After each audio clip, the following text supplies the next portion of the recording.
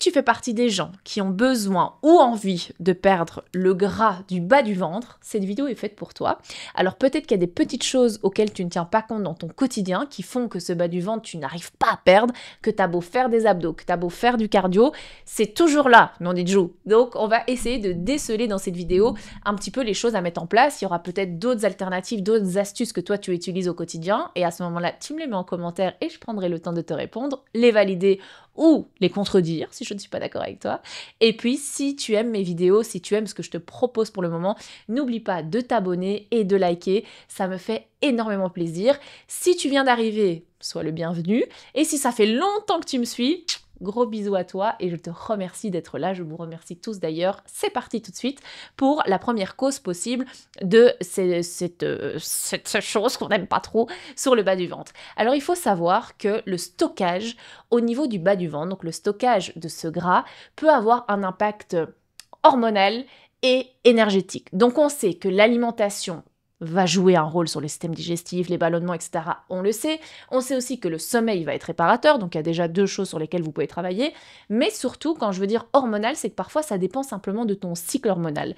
Et ça, malheureusement, tu peux faire de la rétention d'eau, tu peux avoir vraiment un inconfort parce qu'il se passe des choses dans ton corps au moment de ton cycle. Et donc ça, malheureusement, ça ne dépend pas de ta volonté. Il existe des petites astuces pour un petit peu soulager, mais ça ne dépend pas de toi. Si vraiment le gras du bas du ventre arrive de temps en temps et repart aussi vite, c'est que c'est certainement lié à ton cycle. Maintenant, si tu l'as au quotidien, c'est vraiment une masse grasse que tu as envie de retirer, il faut que tu n'oublies pas que c'est possible aussi que ça vienne de ce qu'on appelle le stockage énergétique, donc c'est souvent lié aux hormones et ça peut être aussi lié au stress. Donc, il faut vraiment que tu te dises que ton ennemi numéro 1, c'est le cortisol, donc c'est l'hormone du stress, et cet ennemi, en fait, au plus tu es stressé, au plus tu génères du stress, au plus ton corps se met en mécanisme de défense et stocke, ce qu'on ne veut absolument pas. Donc la première chose, tu vas apprendre à mettre des choses en place dans ton quotidien pour te détendre, parce qu'au plus tu es stressé, au plus ça sera pratiquement impossible d'aller perdre ce bas du ventre de manière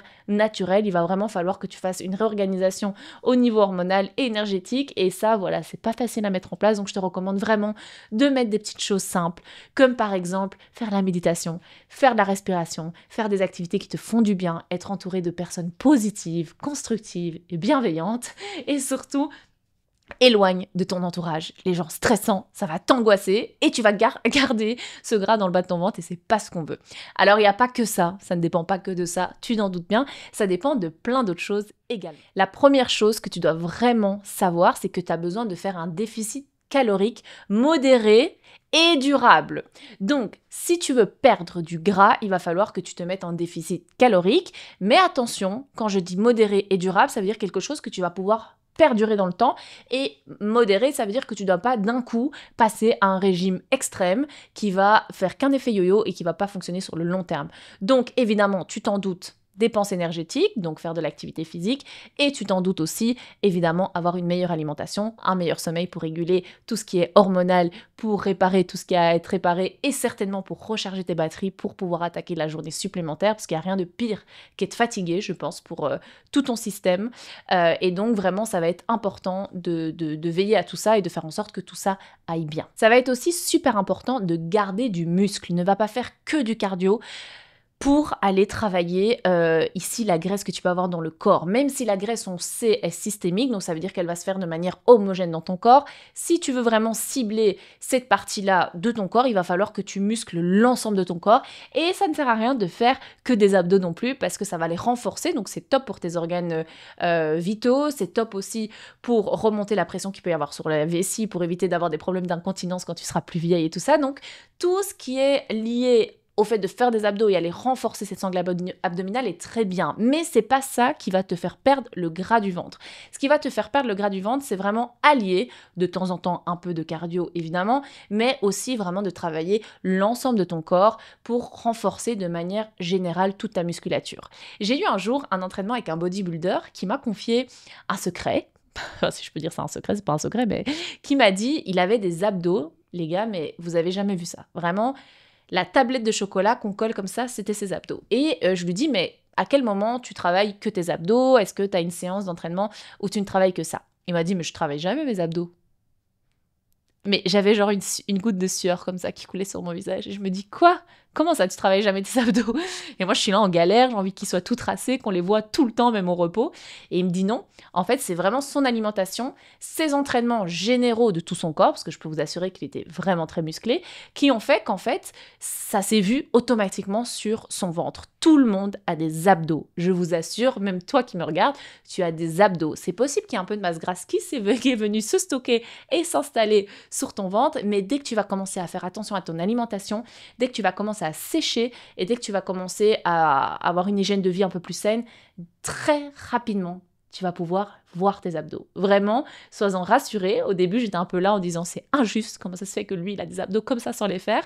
Et en fait, il le fait de temps en temps pour le plaisir, parce qu'il aime bien la sensation que ça procure, mais il ne fait jamais de séance uniquement d'abdos. Comme je te le disais aussi, il va falloir que vraiment tu mettes un point d'honneur à avoir 7 à 8 heures de sommeil pour réguler ton système hormonal. Ça, c'est obligatoire dans tout ce qui est récupération, dans tout ce qui est bien-être et certainement dans ce qui va t'éviter de stocker. Un sommeil de mauvaise qualité, je l'ai dit 1000 fois dans mes vidéos, ça va te faire stocker du mauvais gras. Donc vraiment, optimise ton alimentation, optimise ton sommeil, optimise tes entraînements, mets un petit effort un petit peu partout et tu vas voir que ça fait directement la différence. Ce qu'il faut savoir, ce qui stocke aussi également très très fort, c'est les pics d'insuline. Donc les pics d'insuline, c'est quoi? C'est quand d'un coup tu donnes un peu trop de glucides à ton corps, il a un pic d'insuline, donc il a une envie de sucre qui augmente énormément très vite d'un coup et qui va stocker. Vraiment, on a envie de garder cette énergie pour le corps, on la stocke de côté et on en a toujours envie, c'est un petit peu un cercle vicieux, surtout quand ce sont des mauvais glucides, donc des mauvais sucres, des sucres qui ne sont pas naturels, des additifs, des choses ajoutées, etc. Il va vraiment falloir que tu régules ces pics d'insuline, simplement en faisant quelque chose de très simple. Par exemple, si tu as l'habitude de prendre un carré de chocolat noir dans ta journée, parce que ça te fait kiffer, et moi je suis la première à en consommer, je vais plutôt le prendre sous forme de dessert. Je vais m'autoriser ce plaisir en fin de repas. Pourquoi? Parce que si je le donne tout de suite à mon corps, il a ce sentiment d'avoir du sucre, bonheur, de stocker directement parce que pic d'insuline égale stockage, d'accord? Donc ça, il faut vraiment veiller à d'abord aller donner des lipides, d'abord aller donner des protéines, d'abord avoir son repas complet et ensuite vraiment prendre cet aspect en glucides. Alors il y en a qui disent aussi que par exemple, si tu prends des glucides sous forme de pâtes, c'est aussi bien d'aller d'abord manger des crudités ou d'abord manger des légumes pour vraiment calmer en fait ce pic glycémique. Il existe aussi plein d'alternatives pour aller un petit peu le stabiliser, mais en tout cas, le meilleur conseil que je peux te donner qui est assez simple et que tu peux mettre dans ton quotidien, c'est vraiment d'essayer juste de déplacer tes glucides un tout petit peu plus tard pendant que tu es en train de manger et certainement les mauvais glucides, donc tout ce qui est un peu bonbon, tout ce qui est un peu plus sucré, de le mettre vraiment à la fin pour éviter ces pics glycémiques qui vont énormément stocker. Donc si tu es du genre à manger et à grignoter tout ce genre de petites crasses, tu vas évidemment stocker dans le bas du ventre parce que ton corps va en avoir besoin, il va aimer ça, comme nous au goût on adore ça et on va le stocker et c'est pas ce qu'on veut justement, on va aller déstocker et un petit peu aller retirer tout ça. Il faut pas non plus aller négliger ce qui se passe dans ton microbiote, donc ce qui se passe au niveau digestif. Il va vraiment falloir que tu donnes plus d'importance aux fibres, il va falloir que tu manges beaucoup plus de légumes, alors ne fais pas le mauvais enfant, le mauvais élève qui dit non, moi les légumes, j'aime pas. Mange tes légumes, c'est important. Ça va t'apporter des fibres, ça va t'apporter une sensation de satiété, ça va t'éviter de grignoter et ça va avoir un impact extrêmement bénéfique sur ta digestion. Alors, ce qui se passera après quand tu iras aux toilettes et tout ça, c'est un peu parfois moins fun, mais en tout cas, tu vas améliorer ton microbiote, tu vas vraiment te sentir mieux et je t'assure que sur le long terme, tu vas me remercier d'avoir mis ça en place. Tu n'auras plus du tout de problème de constipation et tu vas beaucoup moins stocker aussi dans le bas-ventre.